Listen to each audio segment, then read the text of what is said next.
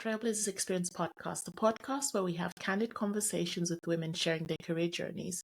My next guest is Billie O'Connor, a seasoned C-suite leader with over 20 years of finance expertise, held CFO roles across various industries and brands. She is CEO and founder of Nova, a senior leadership network with over 500 leaders supporting women in leadership. Welcome, Billie. Thank you. Thanks for having me. How are you? Good. It's good. It's Friday for me, so I'm great. Exactly. I feel like this podcast has been a long time coming and so excited for you to share your journey, impart your knowledge, and inspire someone out there. It's nice to be on the podcast, and it's been a long time coming because we're busy people. There's lots going on. That's it. And I remember when you said to me with the podcast, just keep going and keep telling people about it. I think it resonates with so many women from different areas. And I think this is going to be an exciting one. So let's talk about your career journey. Obviously, I've described illustrious, seasoned career in the finance world, but from starting out as a chartered accountant to becoming the founder of CEO of Nova and CFO of businesses, how did your career journey actually start? Well, I didn't start with a desire for finance, that's for sure. And to be honest, I'm still not a massive fan of finance. What I'm a fan of is how you can use numbers, data, and information to make informed decisions. So I only discovered what I would call proper finance at university. So I finished my A-levels, actually did languages through my A-levels and decided I was going off to Cambridge to do a languages degree, and I visited and got a conditional offer. And then actually, I'd really done exam well, so panned my A-levels, ended up with like a B, C, and an E. And so what am I going to do? And so I did a business degree to take the time to work out. And during that, discovered finance modules. And there's always a right answer at that stage of finance. So as a result, I can exam well, I know exactly what I'm doing, really enjoyed it. But then realised you could use it to change minds and change decisions because people like facts, generally speaking, and they want to hear about data. So I started in that route. I decided that that's what I wanted to do. But in parallel was offered, bizarrely, a graduate scheme with an IT business. So I went and did a graduate scheme and learned lots about IT right at the very beginning, whether that was from password resets and Active Directory through to how to set up mailboxes and all kinds of stuff as part of the Metropolitan Police, whilst deciding that I was going to do a career in finance. And that kind of jarred because whilst both are really different skills, I really decided finance was the way to go. So my career has been very much finance focused, and there's been quite a lot of retail and brands, as you called out at the beginning. But what I've made sure is every time I've got into a business, I've got into a different area. So it might be IT for finance, it might be IT for operations, it might be IT specifically for logistics, it might be IT for product, it might be finance for product. So there's been lots of different versions of finance that mean you learn every part of the business. So you're not just bringing someone in to do numbers, you can go in and have a conversation about a wide range of topics. Have we got the right talent? Well, let's see what our KPIs are telling us when it comes to retention. Have we got the right information? Well, let's see, how do we make a decision? So I think for me, the career through finance has been how you help make better decisions along the way. And the better you get at that, quite frankly, the more profitable you can be because you can foresee things happening, you can model what's happening, you can lead effectively at this stage a board on what the right route could be. That is so interesting. It's sort of as if your career trajectory has allowed you to work cross-functionally across various departments, whichever business that you've gone into, and sort of making finance sexy in a way, isn't it? Because you can slot into... And I do think it's quite funny. In your earlier stage of your career, you're referred to as a support function. And I totally understand why at that stage, because you're going along and providing what you're asked for. I think that switch happens once you become quite savvy into, no, hang on, I'm going to come in and lead the conversation because I actually already know what's going on and I need to show you and get you on that same path. You'll then bring in the expertise of your function and together we'll get to a good decision, rather than you just tell me what you think the data needs to show and I see if it does or doesn't. Yeah, yeah. We've also talked about the fact that you have experience working across different industries, from digital, e-commerce, physical retail. How has that shaped your leadership style and approach to driving business transformation and change? I am very grateful to have started in my earlier part of my career, where I worked for TeP&x and Marks and Spencer, both really great companies, different sizes, but still big companies, and very different stages. So when I was at TeP&x, they had just gone into private ownership under a private equity owner. And when I went into Marks and Spencer, they were still FTSE listed. And very, very different styles to everything. So I think even though they were both retailers that predominantly at that time were bricks and mortar, there were differences I could even tell at the early stage of my career in how decisions were made, how they were run, what we focused on. I think it's been brilliant for myself, and I know you included, to have gone through our career and seeing the huge shift towards digital and how companies have really, all of us, it's not the struggle to find what that balance is, because the consumer changes their mind. Yes, they want to go digital, but they miss the experience in store. But then actually all the convenience of being able to do it on their mobile. We had the rise of desktop type transactions that then switched to mobile, and suddenly, people weren't necessarily ready. I think with all of those changing factors, the leaders that are doing well right now, the ones I really respect, are the ones that do listen, learn, and adapt very quickly. I think those who say, well, this is how we do it, or this is who we are, this is how we run, sometimes they feel like they don't want to move away from that because that's what the brand stands for. But I think your style of leadership is completely separate to a brand. It's how you get the best out of people and how you get the best out of other resources. So I remember working for Alliance Healthcare, which was part of the Alliance Boots group, which later merged with Walgreens. We had an international team. Some of my team were based overseas, so the concept of remote management, how to manage on a outcomes basis, not on an hours at your desk basis, that was stuff you were taught and you learned from your leaders above you as standard. And I think a lot of people in global businesses take that for granted. Then you go into a very bricks and mortar London-based business that doesn't have anybody remote, and there's a very different style, and I think people can struggle to move between the two. That happened for me pre-COVID. And then COVID hit, and there was only a handful of us that could switch straight into, this is how you manage remotely, this is how you manage by outcomes, this is where you don't care what time people are at their desks, you just need things done. And I think that's a really big part of the leadership journey, knowing how to get the best out of the team that you have. If you've got a younger generation, you need to spend more time with them, you need to get them skilled up, you need them sharing time with people, and you need to foster that kind of creation. If you've got really skilled senior people, you need to find a way to get the best out of them the way that it works for them, as well as delivers what the company needs. So I think my ability to adapt is definitely something I've learned from the different types of businesses I've been in. I've also traveled a lot, which means you do have lots of cultures, you do have lots of differences, but I think that makes us better educated and able to recognize when you need to change style, not be authentic, but change style to get what you need out of a particular scenario or outcome and deliver the best thing for a business.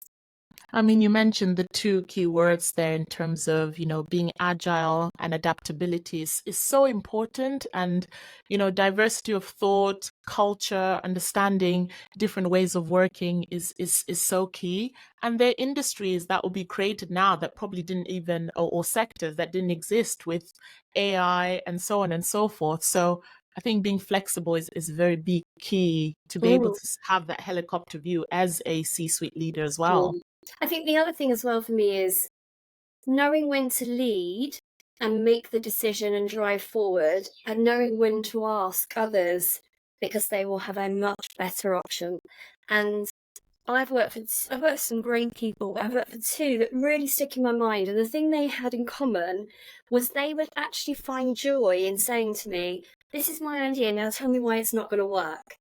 They didn't find criticism or barriers a down thing. They were going, I know you will find every hole in what I've just come up with so that we can deal with it, so that we can get on with it. Or actually, because it's a pie in the sky idea that's not going to work. Because I'm absolutely not a visionary.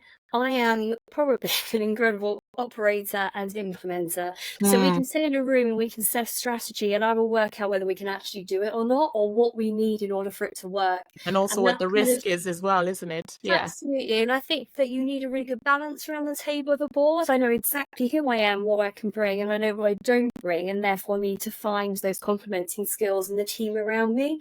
And so that's what I just love. And so as a result, I think people who can take feedback, and you need to teach your teams how to take feedback, not as a down or a negative thing, but as something that they can go, oh God, I hadn't thought of that. Let me write that down. Next time I'll think of that. And if you take every bit of feedback in that way, it's just a massive path to learning that I find fascinating.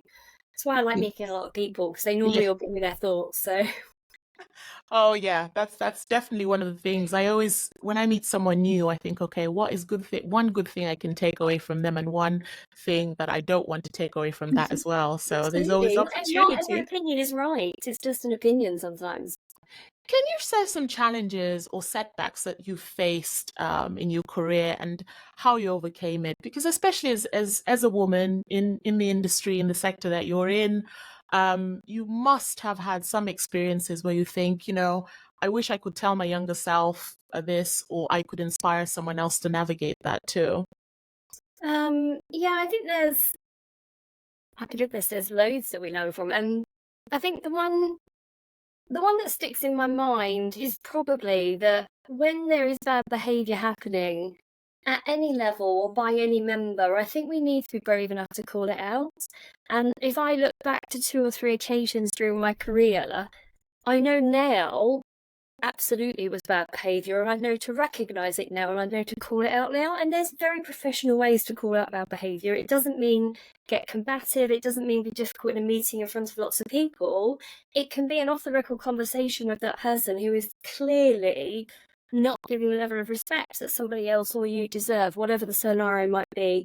So I think when I look back now, and if there's anything I hope to pass on to people I meet, it's if it doesn't feel right, it probably isn't.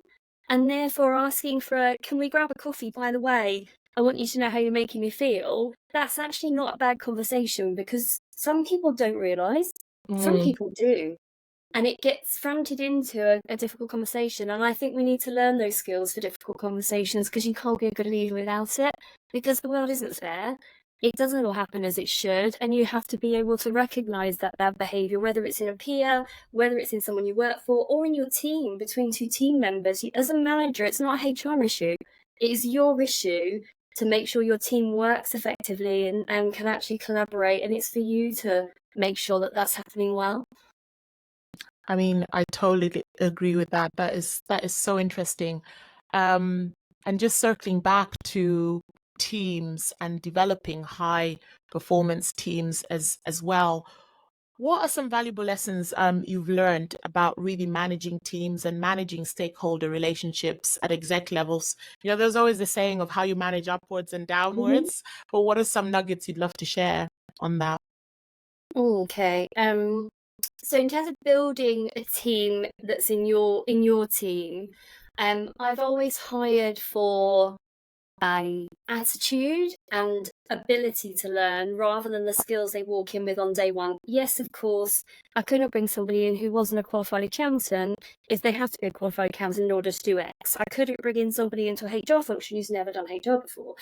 But what you can do is go, well, here's the 6 things that we know we need. You've done 4 of them and got great experience. 1 you've already researched, and 1 you've got a tiny bit of experience in. But I can see you've got capability to learn. So I definitely hire on the capability and the attitude, because I also think if you give someone really smart a chance to do something they've never done before, they will smash it because they won't want to fail. And that's very much the situation I found myself in. Quite frankly, when I joined Mueller originally, I interviewed with the CEO, I then interviewed with the group CFO, and I interviewed with the group HR director, and was absolutely transparently clear that I'd been in 2 transactions, but had only ever been the number 2, I'd not led one. And they felt that was fine because we had advisors around us and I knew what I should be worrying about. I'd done my research, and we had a really good set of interviews, and I went in and we sold that business. So I think you should give people a chance if they show they've got an aptitude to learn and they've got, the ability to learn new skills. I think when you're managing or working on what a peer group looks like, I referred to sort of my comment earlier, which is I think everybody needs to develop on their own self-awareness so they know what they're good at. Because if you were to sit a exec team down, they should all be able to explain the role they play around that table. And that's not always the case. What they think they do and what they actually do can sometimes be different. So I think creating peer groups of trust is important, so you can have the conversation that says, I know you think you're being helpful when X, Y, and Z, but in reality, do you realise that really destabilises the team, but not necessarily in the way you think? I think you need to be able to do that. I also think you need to be able to say, I think you do a fantastic job of this, and that's not even part of what you're supposed to be doing. So just so you know, that's the extra value you add. The concept of managing up versus managing down, I don't particularly like, because I think people should be authentic in who they are. And I've met a lot of people that are brilliant at managing upwards and terrible people managers when it comes to their teams. However, I do get the concept of you are in that middle layer, you are responsible for understanding what the investors need, what the board is requiring, and what they don't want to hear about. And that's just a case of this should be summarised, but this needs a lot of detail. We should be setting a course for 5 years in this meeting, but 3 years in that one. That's very different to what you need to necessarily set for your team. But that's what we're paid to do. That's our job. So, I think building a trust in your peer group, I think being able to really allow your team to grow, develop, and show what they can do. And I think getting under the skin of what's important to those that you work for or invest in you, that's kind of, I think, what allows you to have the right leadership style for each scenario. And what you've just described, that's come with your experience and learning over time, isn't it? Also having a high level of self-awareness yourself and observing as you've risen through the ranks, would you say? Oh, I think it's so important. And it's one of the things that when you get feedback from very early on, it's that in the early days, it was definitely I was too direct, but it was very clear that I was very self-aware. So sometimes I remember sitting down with a particular boss who would say, I would say you didn't realise that comment you made in the meeting caused quite a stir, but I know how self-aware you are. So what was the outcome you were trying to achieve when you decided to point out that this particular project was not doing what it should?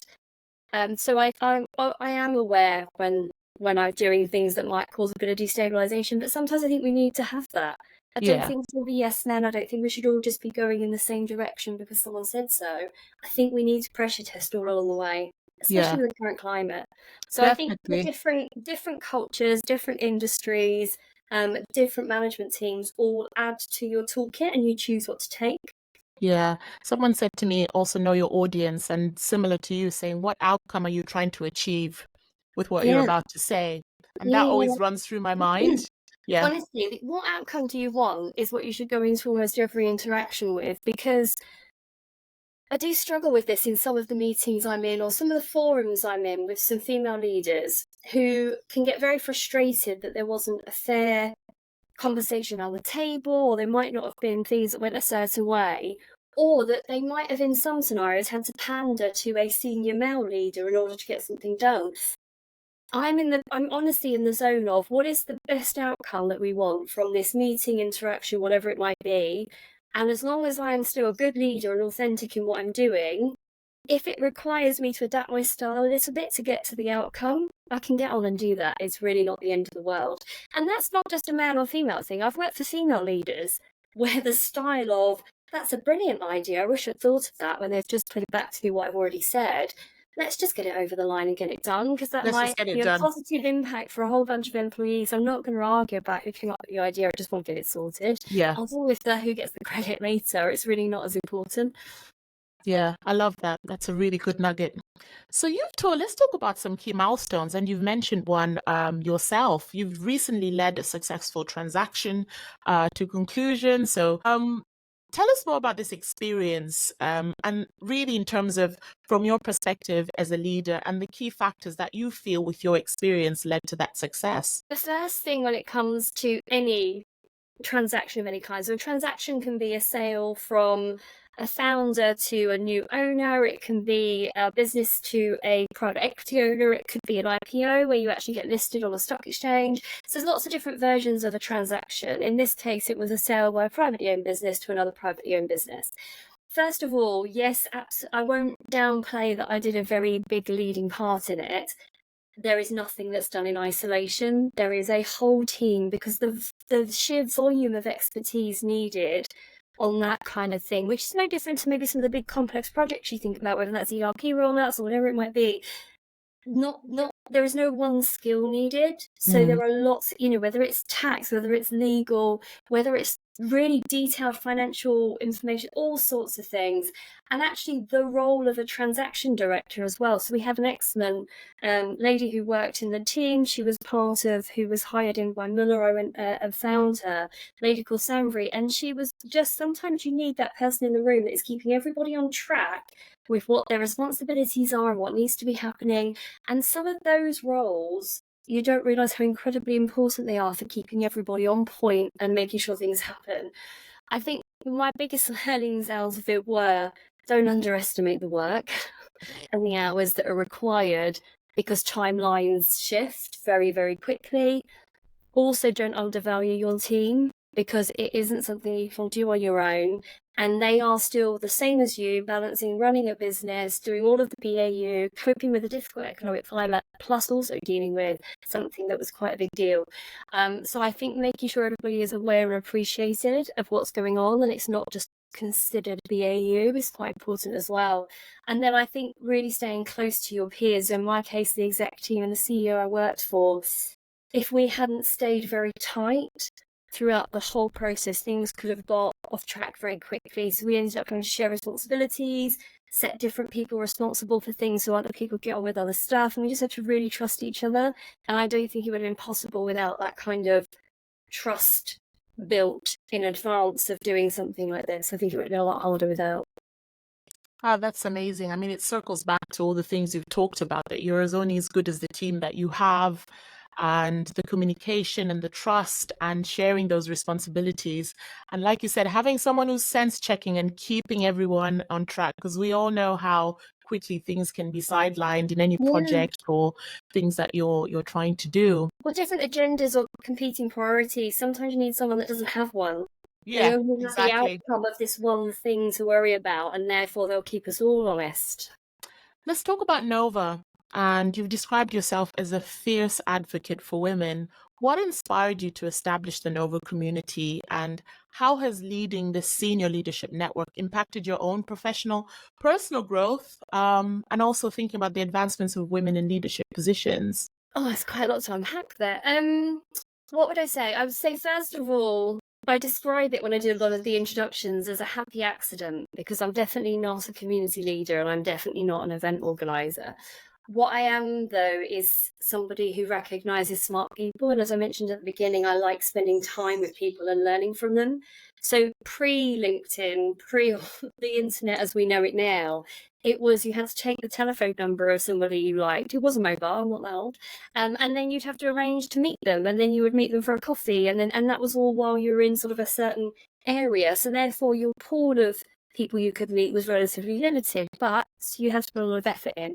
And I have definitely done that. I still know people from Debenhams days, which was only sort of my second finance job, M&S days, right the way through. I've stayed in touch, and I make the effort, and it's not a small effort. How many of us talk about we don't even speak to our friends after 2 or 3 months because life gets busy? So to keep a network running is a lot of work. But what I realised is I was getting, whether it was great phone calls from recruiters, whether it was people who were willing to drop everything to give me some advice, whether it was people who were referring me to great events, whatever it might be, I was meeting more and more women in particular, but I've got loads of really great male peers. But I was meeting some women that were saying they had better careers than me, in my opinion, but weren't getting those phone calls or weren't getting those reach outs. So I realised I was doing lots of these individual touch points and felt that we could benefit by sharing. So I did 3 dinners in a row, one after the other, with 3 brilliant women. And long story short, I got to the end of it and went, we should have just had one dinner. There should have been 4 of us around a table. We should have trusted that if I trust them, they should trust each other. Let's have a candid conversation about some of the things you're dealing with. And so that's what I did. I created a private LinkedIn group. There was 12 of us at the very beginning. And I said, next time 2 of us are going for dinner, let's make it 6. And we'll just share. And it went from there. And that was just over a year ago now. And as I realised the momentum whilst trying to run a transaction, which definitely wasn't the best timing, I just kept it going and then decided it clearly needed a team, it needed some structure, we needed to keep it peer-to-peer. We've now got 4 cohorts, over 500 members across the 4, and it's started being built around my experience and my peer group, but it's already grown wider. So it started with CFOs and FDs. Then we had a financial controller and head of type cohort, which were the next CFOs and FDs of the world. Then it went much broader than finance, because I've got MDs and CEOs and IT directors and customer directors and HR directors in my groups. We've got a C-suite group. Then we had NEDs coming in who were saying, well, I don't do C-suite anymore, but I'm now NED portfolio. Can I join? And then we started Women in Transformation, which is IT, finance and change, as well as pure transformation. And they're all just... It's lovely watching them all bounce off each other. It's so much bigger than I am. People are just helping themselves. There's so many calls that are scheduled. People who are looking for roles get together. People who are on that leave or going on that leave are getting together. We've got people who are just getting together for a monthly touch point because they're in interim or portfolio roles. So it's so much more than just what I envisaged it being. And to see people get new roles, bridge skill gaps, have difficult conversations at work they weren't happy to have, or just share experiences with others and the benefit they get from sharing experience, not just receiving.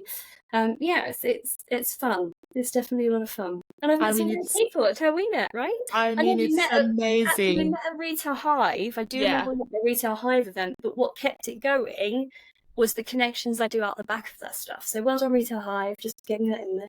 Exactly. I mean, honestly, it's been amazing. The fact that you just started, and that's a testament that if you've got an idea, sometimes just roll with it, and it's evolved and adapted. And, we are all seeking, whether we're men or women, just people to be able to connect with, have a chat with, and feel seen, heard, and respected. And sometimes it's just only that we need. Or off the back of that, some advice, a job role, or like you said, having difficult conversations comes through. I mean, what motivates you to continue to advocate for women in leadership positions? Because I feel that that's a passion project of yours in a way. Because a lot of women leaders make me cross. I'm always very direct and transparent. When I listen to somebody who has incredible experience, who can sit and have a really good discussion and debate over the table, over dinner, and then will reveal that they had a difficult meeting at work and were made to feel small and their boss said X and they didn't pull them up on it, I find myself getting quite angry because I think, how can you let that behaviour stand? You are worth so much more than that. There's so much more you can do. And I get that there's a long game. So I think it comes from seeing that sometimes we just need a bit of a push, a bit of a reinforcement. Not all, because again, it's not just gender specific. So we have a secret group, we don't even advertise, called Nova with Balls, which is quite funny. But some of my male peers are in there, and we do mixed dinners from time to time. They go on calls together, whatever's suitable. But it's because it isn't just connection is something everybody needs. There's loads of networking events, and people need connection. The piece, like I said, the thing with the female piece in particular is just when I met too many along the way who could be running the country by now. And it's nothing to do with work-life balance or having children or whatever we put it down to. Sometimes it is just their own belief in their self. And I think we have to own that. And I don't think we can put on anybody else that we're not confident because we weren't given the confidence. We kind of have to take that ourselves. It's our job. Yeah, take the ownership back, isn't it? That's really key. Let's talk about work-life balance and self-care. What does that mean to you? And the reason why I bring it up is because there is no perfect answer. Everyone needs to define what that means to them depending on their situation. And it's key, because otherwise, we live in a world of Instagram and so on, and we're seeing what other people are doing and thinking, why can't that be me? It's human nature. But actually, self-care and balance is defined differently for everybody else. It is. So the best way I can describe it is I went to an Albright's event and they had a lady called Rebecca speaking, and she worked for, I'm going to get this wrong, Goldman Sachs. Goldman Sachs, yeah. Yes. And when she described how she explains work-life balance, completely resonated, totally then made sense to me. That's exactly what I do. And what she talked about, I think her book that she wrote is called Shifting the Dials. And it was this concept of, it's not about balance. There is no balance. You can't have a balance if you want to have a big career and be in the room, but also want to have a family, but also want to look after your health, but also need to look after aging hair. There is no such thing as just balance. But what there is choice. And again, this is another reason why the whole piece with some of the female leaders, we make choices, and we have to understand when you choose one thing, you're not choosing another. That is just the scenario. So she was talking about how you might have a period of time where your children are young, so you turn the dial up around family and making sure, but it might mean you'll dial around either health and self-care. So maybe you went to the gym 5 times a week, and you can't do that if you're also doing the drop-off or doing X or doing Y. The dial around work might dial down if you decide to go down to 4 days a week, and there is only so much you can do in 4 days a week. So she talks about this concept of different stages of your life. You are shifting the dials, and you're constantly fine-tuning and tweaking them. And that's exactly how I feel my world is. My problem, and it is genuinely a problem, I do know it is that I should really turn up the dial around sleep and doing nothing, complete digital detox, I don't. Instead, Nova started when I did a 3-week holiday to South Africa to actually have a break in the midst of the transaction because it was so tough. And 2 days in, on our downtime, decided to start an online community. So I don't really, my version of relaxing probably looks a lot different to some. It's not laying on a beach and doing nothing. It's using the other part of my brain to do something I enjoy that isn't work. And Nova's a really good example of that, when people say, oh my God, it feels like you're constantly active. I'm like, but I'm doing something I enjoy. My own house and wildlife photographer, happiest person you'll meet, definitely on a different energy level, shall we say, than I am. But what he does do is he will sit there and be editing photos he took one morning, and I'll say, oh, why are you working? And he's like, oh no, I'm doing this bit for fun. So whereas he has to do editing after a customer walk as part of what he delivers for his work, sometimes he just wants to do it because he loves it. And I think that's a little bit, just because it's LinkedIn that I use, it doesn't mean it feels like work to me. So yeah, balance, I think, is something that's very personal to each individual, but I think it's a dial shift, not a pure scale. Yeah, there's something to be said there. There are a lot of research that really says your best ideas come actually when you're doing other things. So there are some people move with notebooks when they're on holiday, or they have their phone using the notes function, or they're collating it as a mood board actually while you're doing something else. And the key is, if we were going to give advice to our younger selves, is finding something you're passionate about, isn't it? Because then it doesn't feel like work. Absolutely, because if you're passionate about running and that's what you like to do in your free time, you may find all sorts of inspiration, whether that's to do with home life or work life, during that time. It doesn't matter what you're passionate about. I do think you need to be passionate about something.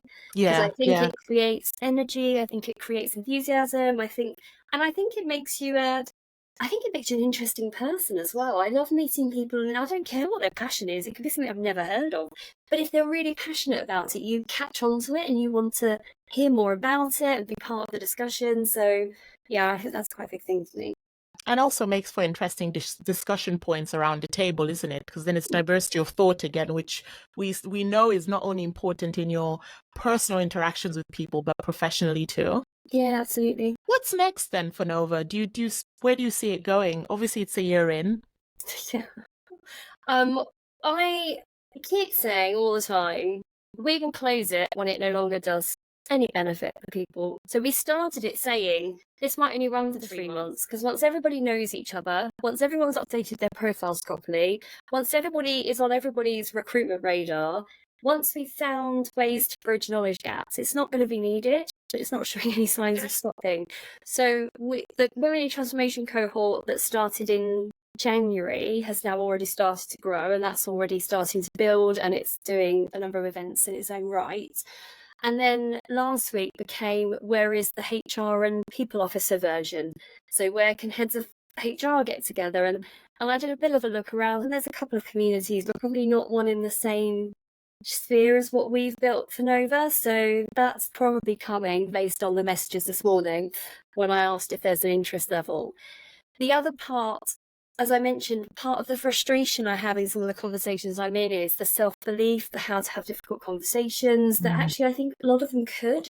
So we're just about, we've been reviewing and screening a number of coaches and working out what do I class as a really qualified coach to be part of our community and then also be available. So it won't be a Nova coach because I'm not employing anybody, but I do want to be able to say, do you know what, I think this is what good looks like, if you were to ask me, but it's just my opinion. There's loads of great people out there. And there seems to be a real desire for people to have, I don't even know if it's group coaching, but to have some kind of professional lead some of these discussions and help us have some conversations around a table, through to actually I'll go on a whole professional development journey as an exec member into an NED. My company wants to do that with me. I want to find someone I can trust.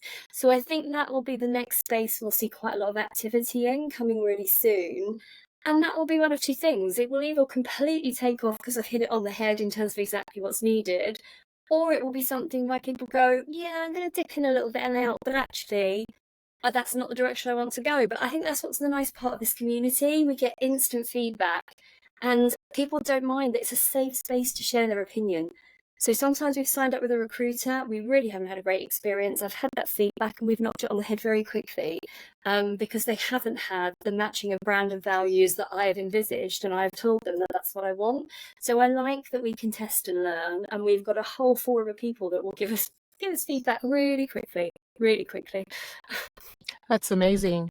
Let's talk about your values. What are your core values and ethics? How would you describe them? Oh God, absolutely honesty and respect. I really think that anybody who finds a way to say one thing and do another, that really doesn't resonate with me at all. And I realise there's a time and a place for landing messages. Every professional and every leader understands that.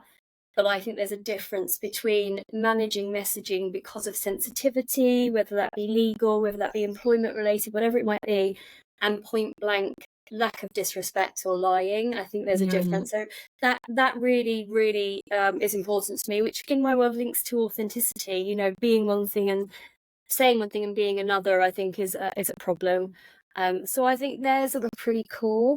And then linked to, I think, the respect is just, you shouldn't treat people differently because of either where they've come from, what they have in the bank, where they had dinner. I think that people can bring great conversation, great experience, great knowledge.